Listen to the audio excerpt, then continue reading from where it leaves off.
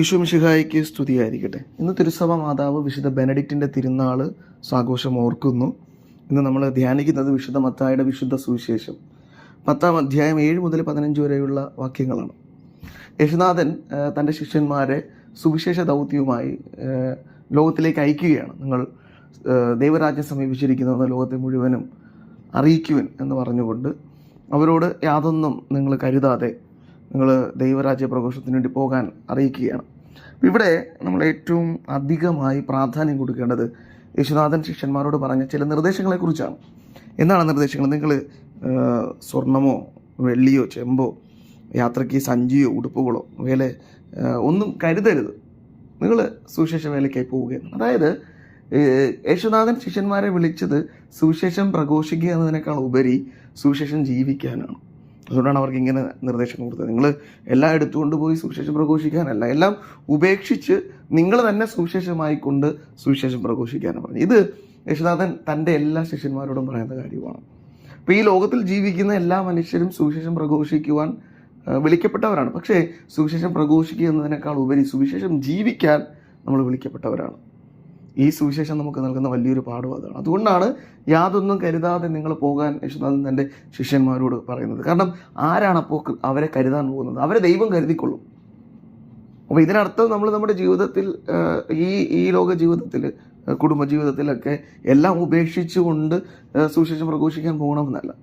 എന്നാൽ ഒന്നും സ്വന്തമായി കരുതാതെ കൂട്ടിക്കരുതി വെക്കുന്ന മനുഷ്യരാകാതെ സുവിശേഷം ചെയ്യാൻ വേണ്ടി നമുക്കുള്ളതൊക്കെ ദാനം ചെയ്യുന്നവരും പങ്കുവെക്കുന്നവരൊക്കെ ആയി മാറണമെന്നാണ്. നമ്മൾ തന്നെ ജീവിക്കുന്ന സുവിശേഷങ്ങളായി മാറണം. ഇന്ന് ഈ വചനം അക്ഷരാർത്ഥത്തിൽ ജീവിതത്തിൽ പ്രാവർത്തികമാക്കിയ ഒരു വിശുദ്ധൻ്റെ തിരുനാളാണ്, വിശുദ്ധ ബെനഡിക്റ്റിൻ്റെ തിരുനാൾ.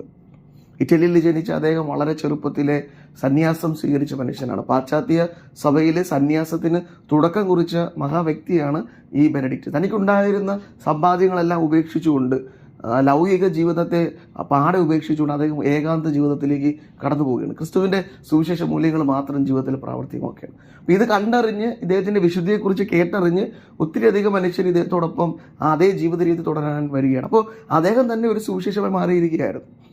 എല്ലാം ഉപേക്ഷിച്ചുകൊണ്ട് ക്രിസ്തുവിൻ്റെ സുവിശേഷം പ്രഘോഷിച്ചപ്പോൾ അനേകായിരങ്ങൾ അദ്ദേഹത്തിലേക്ക് ആകർഷിക്കപ്പെട്ടു. ഇന്ന് സഭയിൽ എമ്പാടും വർദ്ധിച്ചു വന്നുകൊണ്ടിരിക്കുന്ന സുവിശേഷ ജീവിതത്തിൻ്റെ സന്യാസ ജീവിതത്തിൻ്റെ ആരംഭക്കാരനാണ് ഈ ബെനഡിക്റ്റ്. അപ്പോൾ അദ്ദേഹം സുവിശേഷം സ്വന്തം ജീവിതത്തിൽ പ്രാവർത്തികമാക്കിയത് കൊണ്ടാണ് സുവിശേഷം ലോകത്തിലേക്ക് പകർന്നത്.